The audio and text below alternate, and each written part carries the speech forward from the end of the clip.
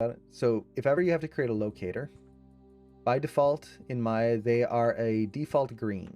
Just that, the default green locator.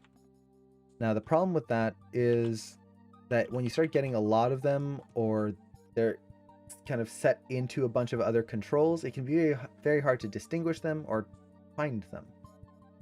So to change their colors, just select the locator, open up the attribute editor, so Control A, and then under the locator 1 node here, or just the locator node, go to display, drawing overrides, and you want to enable the override and change the color right here.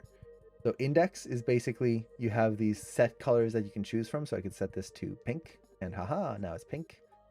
Or I could set this to just RGB, and now I can actually pick whatever color I want. So if I want this to be kind of this grayish red color, there we go. That does not show up very well.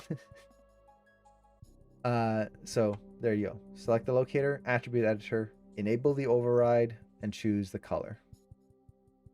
The colors I would recommend not choosing are white or bright green, because these are the selection colors. So you can see if I select multiple objects, it's white and green or bright green. So I try not to put anything on those colors.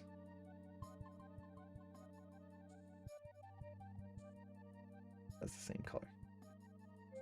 Purple. There we go. So you can see, aha, we can color code things. And this also applies to objects. If I have, let's say, a sphere here, and let's go in wireframe, you can see it's normal blue.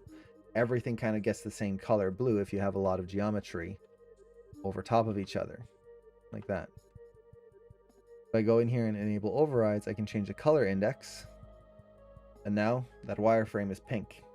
So now I can tell different objects apart, or groups of objects apart.